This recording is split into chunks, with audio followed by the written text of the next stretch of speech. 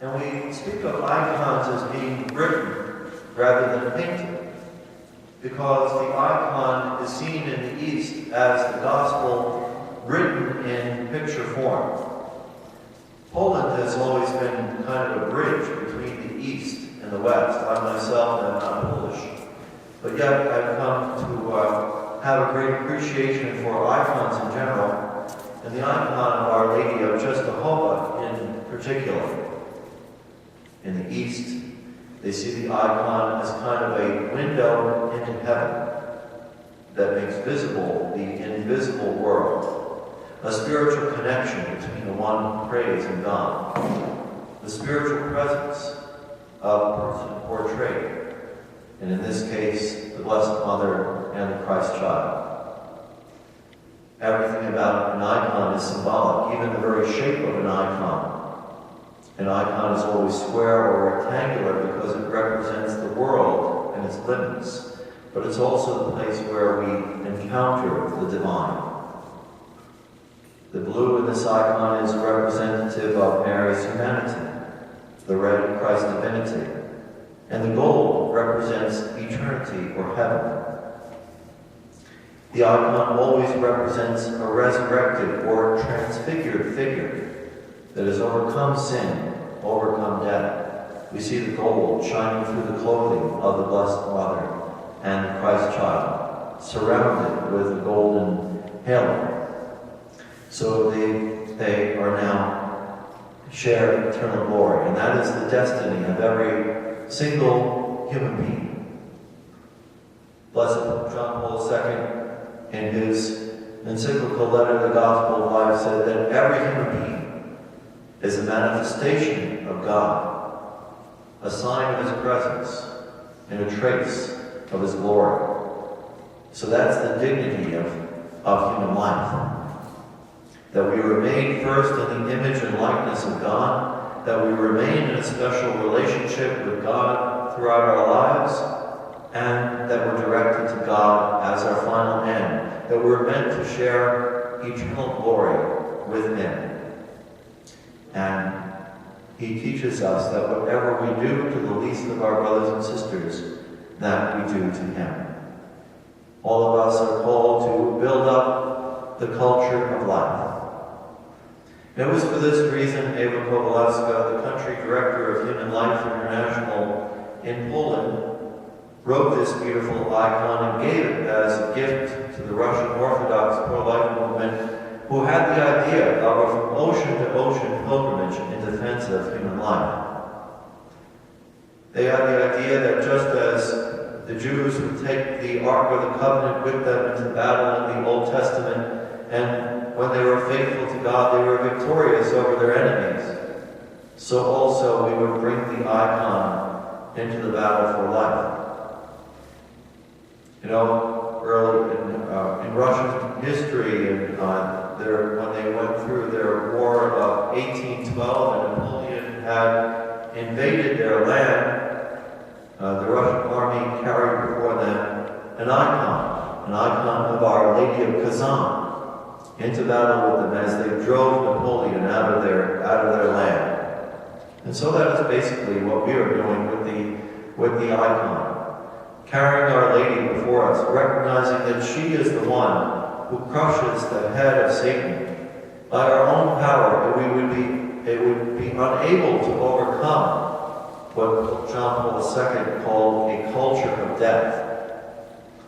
He spoke about a great clash occurring in our society between a culture that affirms, cherishes, and celebrates life, and a culture that seeks to declare entire groups of human beings, the unborn, the terminally ill, the handicapped, and others who are considered to be unuseful, to be outside the boundaries of legal protection. The culture of death is satanic. And we cannot overcome it by ourselves. We need spiritual help. This is a spiritual war, and we need spiritual means to overcoming our enemy. And Mary is the most powerful weapon that we have. Our Blessed Mother and Jesus in the Eucharist. Father John Barton, a Jesuit priest, once said that there is no overcoming abortion without the Eucharist. And also, I believe also with the Blessed Virgin Mary. We need her powerful intercession. We also need St. Joseph as well, who was at during the apparitions of Fatima, that our Lord appeared with the Blessed Mother, and our Lord was in the arms of St. Joseph as he blessed the world. St. Joseph is a model for men, and a model for all of us in patience, in humility. He doesn't say anything in the Gospels, but yet his powerful presence is there, caring for our Lord, remaining faithful. He also had a message delivered to him from an angel, a message that perhaps was hard to believe, but yet he accepted it as the will of God. He understood his role to be the guardian of the Redeemer. That is one of the letters that Pope John Paul II wrote about St. Joseph, calling him the guardian of the Redeemer. He is an example for us men to be guardian and custodians of human life. He protected Jesus when he was threatened by Herod, and helped the Blessed Mother and Jesus escape to safety in Egypt.